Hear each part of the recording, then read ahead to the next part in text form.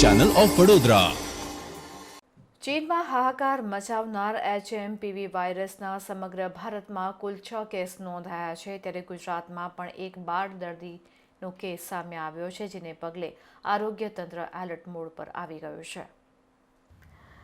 HMPV વાયરસનો એક case ગુજરાતમાં અમદાવાદ ખાતે નોંધાતા ગુજરાતનું આરોગ્ય તંત્ર એલર્ટ બન્યું છે, ત્યારે આ વાયરસ શું છે, તેની અસર શું થાય છે, તેના માટે કઈ સાવચેતી રાખવી તે બાબતે વડોદરા મહાનગરપાલિકાના સ્થાયી સમિતિના ચેરમેન અને ડોક્ટર શીતલ મિસ્ત્રીએ વાયરસ અંગે પ્રતિક્રિયા આપી હતી। વાતચીતમાં તેમણે જણાવ્યું હતું કે HMPV વાયરસ નવો નથી, આ જૂનો વાયરસ છે। જે પ્રકારના કોવિડમાં લક્ષણો હતા તેના કરતાં પણ ઓછા લક્ષણો છે। હાલ ગુજરાતમાં એક કેસ નોંધાયો છે। RT-PCRની વ્યવસ્થા કરવામાં આવી છે, આનાથી ડરવાની જરૂર નથી। આ સાથે કેન્દ્રીય એજન્સીઓ દ્વારા જે ગાઈડલાઈન આવે તે પ્રમાણે તેને ફોલો કરવામાં આવે।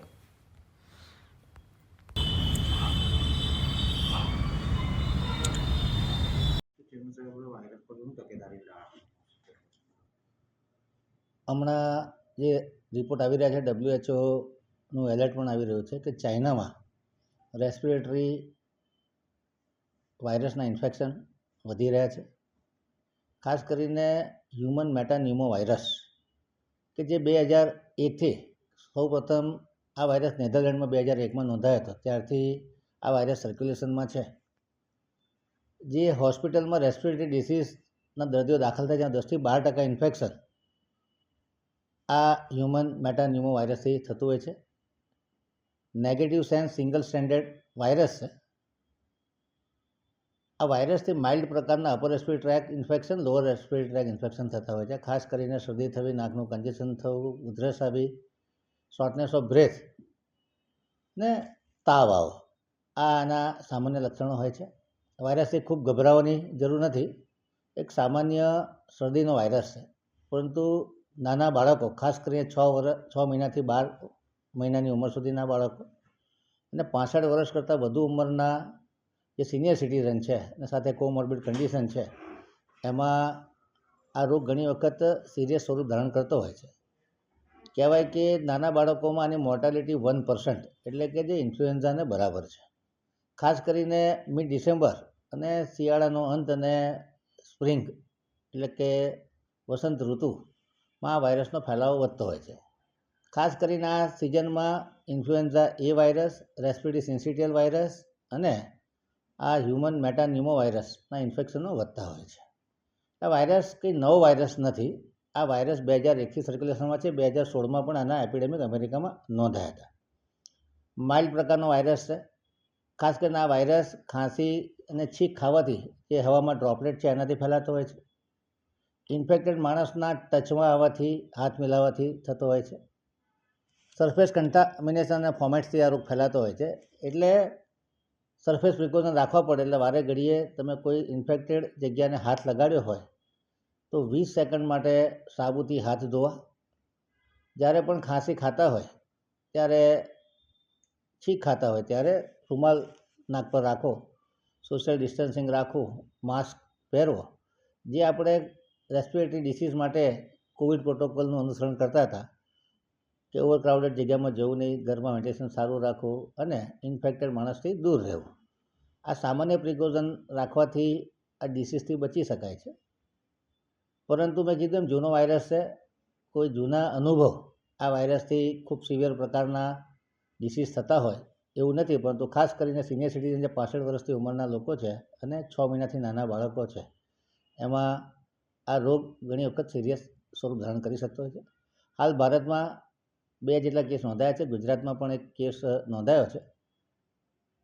અત્યારે અમદાવાદમાં દર્દી સારવાર લઈ રહ્યું છે અને દર્દીની કન્ડિશન સારી છે।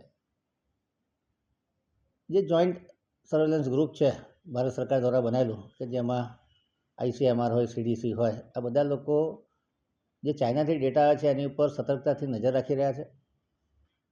આ માટેના ડૂઝ અને ડોન્ટ્સ, ખાસ કરીને મેં કીધું એમ કે સોશિયલ ડિસ્ટન્સિંગ રાખવું, અવારનવાર હાથ ધોવા, માસ્ક પહેરવો અને ખાંસી ખાતી વખતે નાક પર રૂમાલ રાખો, આટલા સામાન્ય પ્રિકોશનથી આ વાયરસથી બચી શકાય છે।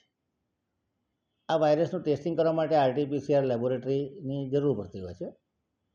પરંતુ મેં કીધું એમ કે આ ડિસીઝ સિરિયસ નથી, જરાક પણ ગભરાવાની જરૂર નથી. ગુજરાત સરકારનું આરોગ્ય તંત્ર, કોર્પોરેશનનું આરોગ્ય તંત્ર આવા ડિસીઝને ટેકલ કરવા માટે સક્ષમ છે. આની ટ્રીટમેન્ટમાં મોટાભાગે સિમ્પ્ટોમેટિક ટ્રીટમેન્ટ, એટલે કે નાકનું કન્જેશન થયું હોય તો શરદીને લગતી ડીકોલ્ડ ને એવી તેવી ઓવર ધ કાઉન્ટર મેડિસિનથી સારું થઈ જાય. તાવ આવતો હોય તો પેરાસિટામોલ લેવાથી સારું થઈ જતું હોય છે. એટલે હાલ જે રીતે કોવિડનો હાવ છે એના કારણે આના નવા વાયરસના લીધે પેનિક ફેલાયેલો છે. પેનિક કરવાની બિલકુલ જરૂર નથી. આ કોવિડ જેવો ખતરનાક વાયરસ નથી. આ સામાન્ય શરદીનો વાયરસ છે. તંત્ર સજ્જ છે અને તંત્ર આ બાબતમાં જે કોઈ વ્યવસ્થા કરવાની છે એ વ્યવસ્થા કરવા માટે કટિબદ્ધ છે. કોવિડના જૂના અનુભવને આધારે વડોદરા કોર્પોરેશનની વાત કરું અને વડોદરા શહેરની રાજ્ય સરકાર અને કોર્પોરેશનની હોસ્પિટલની વાત કરીએ તો તમામ પ્રકારની સજ્જતા છે. વડોદરામાં પ્રોપર સંખ્યામાં બેડની ઉપલબ્ધિ છે, પ્રોપર સંખ્યામાં વેન્ટિલેટરની ઉપલબ્ધિ છે. પરંતુ મેં કીધું એમ કે આમાં વેન્ટિલેટરની જરૂર બહુ પડતી હોતી નથી. ખાસ કરીને જે લોકોને શ્વસનતંત્રની બીમારી હોય, COPD, બ્રોન્કિયલ અસ્થમા, હાર્ટના વાલ્વના ડિસીઝ, ડાયાબિટીસ, બ્લડ પ્રેશર, કિડનીના રોગો, એ લોકોમાં આ વાયરસના લીધે સિવિયર પ્રકારના લોઅર રેસ્પિરેટરી ઇન્ફેક્શન થવાની શક્યતાઓ છે. પરંતુ મેં કીધું કે સામાન્ય શરદીના વાયરસનું જેટલું જોખમ છે એટલું જ આ વાયરસનું જોખમ છે. એ બિલકુલ નાગરિકોએ પેનિક થવાની જરૂર નથી. રાજ્ય સરકાર અને કોર્પોરેશન બંનેના હેલ્થ તંત્ર આ રોગને પહોંચી વળવા માટે સજ્જ છે. મોટાભાગે OPD સારવારથી અને સિમ્પ્ટોમેટિક ટ્રીટમેન્ટથી આ દર્દીઓ સારા થઈ જતા હોય છે. ખાસ કરીને આ વાયરસના 2 સબટાઈપ છે, ટાઈપ A અને ટાઈપ B. સબટાઈપમાં A1, A2 ટાઈપના બીજા સબલિનિયજ છે અને બીમાં પણ B1, B2 ટાઈપના સબલિનિયજ છે. જે ટાઈપ બીથી ખાંસી શરદી થાય છે થોડો લાંબો સમય ચાલતા હોય છે. એટલે નજીકના ફેમિલી ડૉક્ટર ની સલાહ સૂચન લઈ અને ટ્રીટમેન્ટ કરી શકાય એવું છે. અત્યારે ખાસ કરીને મેં કીધું એમ કે બિલકુલ પેનિક થવાની જરૂર નથી. સામાન્ય પ્રકારનો વાયરસ છે. મોટાભાગના બાળકો 5 વર્ષની ઉંમર સુધીમાં વાયરસથી સંક્રમિત થઈ જતા હોય છે. જે પહેલી વખત સંક્રમિત થતા હોય છે એમાં જોખમ વધુ હોય છે, પરંતુ જે એક વખત સંક્રમિત થઈ ગયા હોય, લગભગ 90%થી 100% પોપ્યુલેશન આ વાયરસથી સંક્રમિત થઈ ચૂક્યું છે અને પાર્શિયલ ઇમ્યુનિટી, એ રોગ પ્રતિકારક શક્તિ માઇલ્ડ પ્રકારની આ વાયરસ સામે ડેવલપ થયેલી છે. એટલે જે ડિસીઝ થશે એ માઇલ્ડ થશે, પરંતુ જે પ્રથમ વખત સંક્રમિત થઈ રહ્યા છે એમાં સિવિયર ડિસીઝ થવાની શક્યતાઓ રહેલી છે. આગળના દિવસમાં બજારોમાં જે ભીડ થાય છે એમાં કોઈ ગાઈડલાઈન પાડવામાં આવશે? મેં કીધું એમ કે જે સામાન્ય રેસ્પિરેટરી એટિકેટ છે એ ખાંસી ખાતી વખતે રૂમાલ રાખો, સોશિયલ ડિસ્ટન્સિંગ રાખવું, ઓવરક્રાઉડિંગ નહીં કરવું અને ક્લોઝ ડોર ઓવરક્રાઉડિંગ ટાળવું જોઈએ. અવારનવાર સાબુથી 20 સેકન્ડ માટે હાથ ધોવા જોઈએ, કારણ કે RN ટાઈપ